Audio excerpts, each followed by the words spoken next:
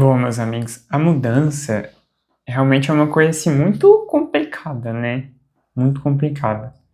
Sempre quando a gente leva a nossa vida em uma determinada direção, cultivando dentro de nós certos valores, pensamentos, formas de enxergar, todos esses valores, esses pensamentos, eles vão fazer com que a gente frequente certos lugares, com que a gente goste de fazer certas coisas. E todo esse nosso jeito de ser vai atrair para a gente muitas pessoas que são sintonizadas com aquilo, que também gostam daquilo, que também interpretam a vida daquela situação pela própria sintonia que as pessoas vão ter nesse momento, né? Porém, quando a gente chega naquele divino momento, assim, né, que a gente se depara com um certo despertar espiritual, ou um chamado, vamos colocar assim, né, uma mudança interna, um despertar interno para uma nova realidade, para uma nova forma de enxergar a vida, para um despertar para novos valores, é uma coisa que sempre eu não posso dizer, né? Mas é uma coisa muito complicada, porque quando a gente muda a nós mesmos, a gente não precisa nem dizer nada pro outro, né? Aquela pessoa, dependendo do que ela carrega dentro dela, dependendo de como que ela também enxerga aquilo, ela vai ficar um pouco incomodada com essa situação, né? E aí, quando a gente pensa nesse despertar espiritual, despertar para uma nova forma, né, de enxergar a nossa vida, de uma forma, enxergar a vida de uma forma espiritual e tudo mais, e isso vai fazer com que a gente tenha muitas mudanças em nossa vida, né? Seja na alimentação, seja na própria forma de se relacionar com o companheiro, com companheira, seja no que a gente vai buscar, seja no que a gente vai querer para nós, seja nos ambientes que a gente vai frequentar, tudo isso, ele vai sendo transformado, né, na nossa vida como um todo. E aí, todas aquelas outras pessoas que a gente foi cultivando antes, elas podem ter as mais diversas reações das pessoas que também estão ao nosso redor, né? Tem aquelas pessoas que a gente vai construindo para perto da gente, mas tem aquelas pessoas que estão com a gente sem a gente querer ou não, que são os parentes, né? A gente não. Tem até aquele ditado assim, a gente não escolhe, né? A gente já nasce ali com eles, toda aquela coisa. E a gente tem que lidar com isso. E aí, a gente às vezes pensa, nossa, eu tenho que falar muitas coisas para mudar o mundo, sabe? Aquela coisa assim. Eu tenho que ir lá falar para aquela pessoa, não fazer aquilo, eu tenho que mudar. Mas quando a gente faz a nossa própria mudança, parece que a outra pessoa ela tem essa tendência de ficar incomodada, sabe? Se a gente muda a nossa alimentação, fala assim, não, mas você não vai comer isso? Você não quer comer isso? Aquela pessoa, ela percebe, assim, ela sente, né? Se a gente muda os lugares que a gente frequenta, aquela pessoa assim, nossa, você não vai lá, não sei o que, toda aquela situação. E as outras pessoas sentem, né? A nossa própria mudança, a nosso exemplo, né, vamos colocar assim, ele interfere nas outras pessoas. Ele também faz um chamado para outras pessoas. O próprio contraste que isso causa, ele faz as pessoas muitas das vezes se sentirem incomodadas, né, dependendo do que elas também carregam dentro de si. E isso é um exemplo, esse contexto, meus amigos, é um contexto tão interessante porque ele também nos fazem refletir como que o amor ele entra dentro dessa situação também, né? Porque às vezes a gente interpreta ou se relaciona com essa questão do amor de uma forma muito egoísta, né?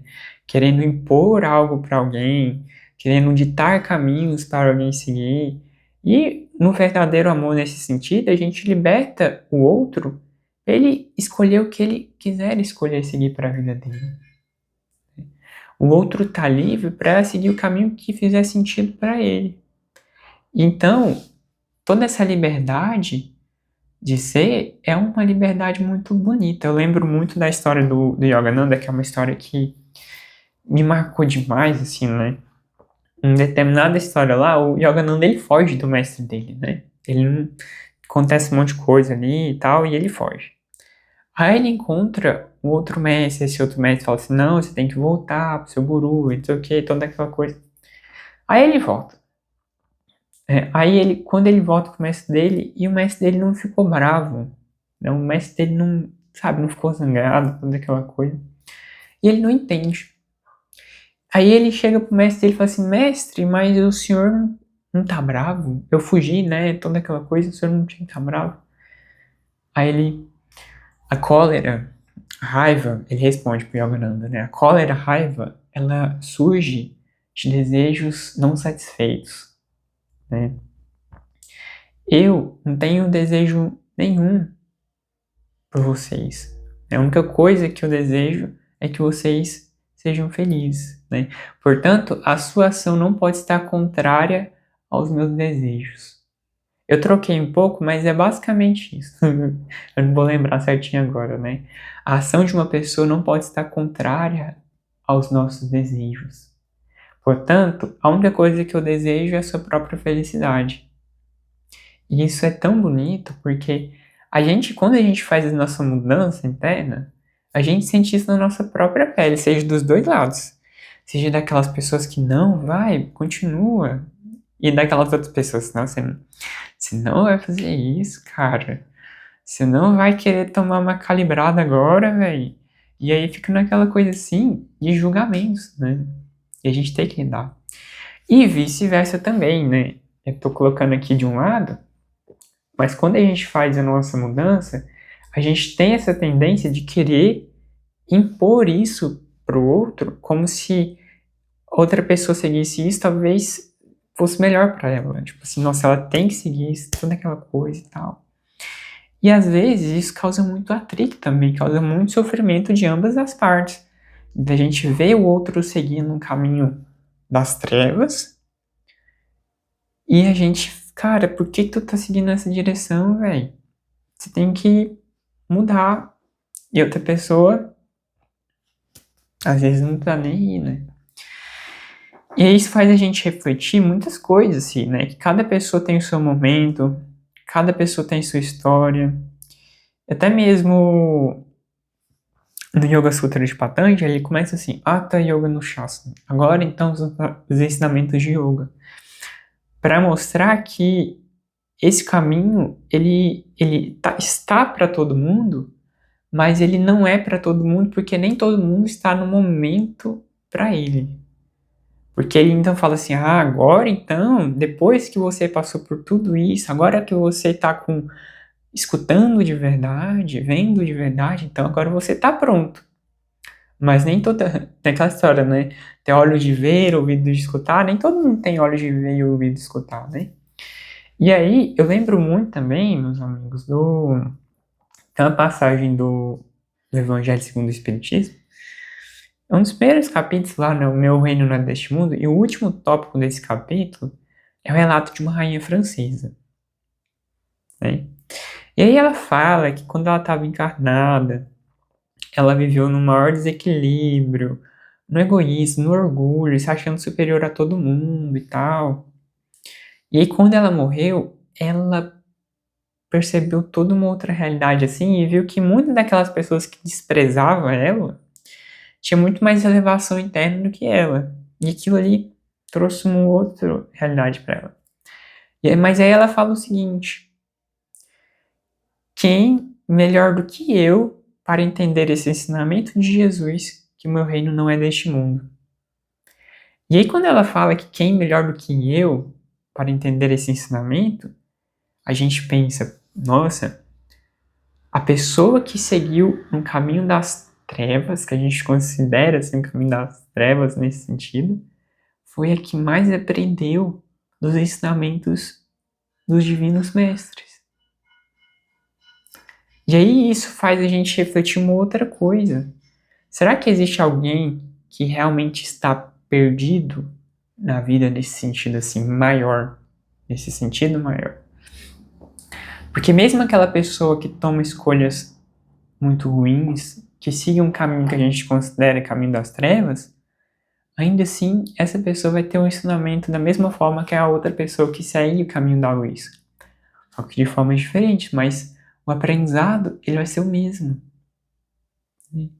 Então, quando a gente passa a enxergar a vida dessa forma, é como se a gente aliviasse o nosso coração, a gente trouxesse leveza para o nosso coração nas nossas relações humanas.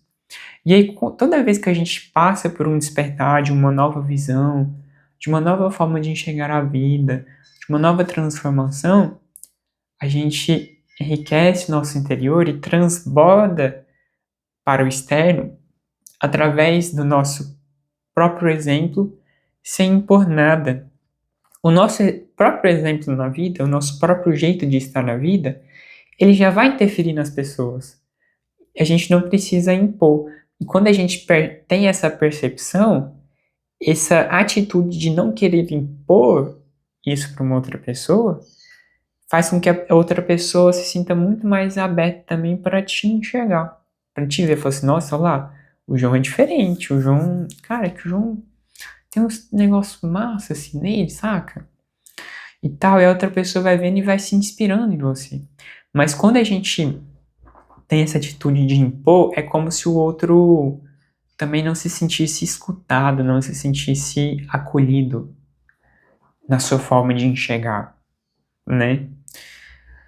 Porque dentro de cada pessoa, por mais louco que possa ser o jeito de ser dela, até mesmo a pessoa que esquizofrênica, que não tá nessa realidade como a gente entende, existe uma lógica por trás daquilo, né? O sentido da pessoa dentro dela de enxergar a vida daquela forma, os valores que ela carrega, o que ela busca e tudo mais.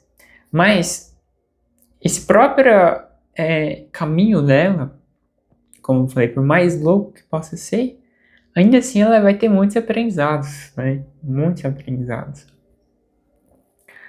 Tem uma história que eu gosto muito de um mestre taoísta zen.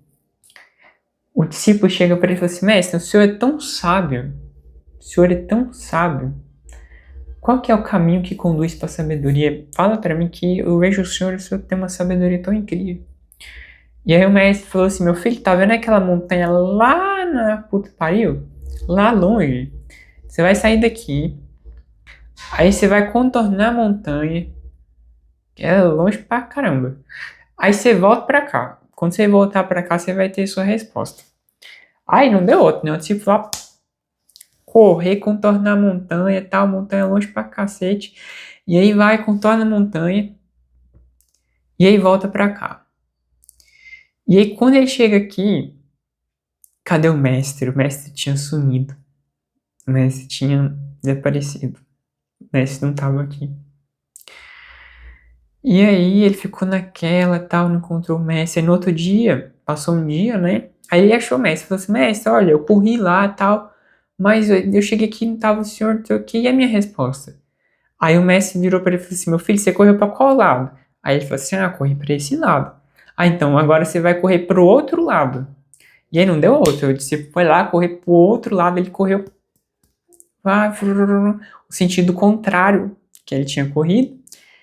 Contornou a montanha de novo, longe pra caramba. E aí voltou, pá. Quando ele chegou, cadê o mestre? O mestre tinha sumido de novo. Mestre safado também, né? E aí ele ficou naquela, não tinha ninguém para dar resposta para ele, né?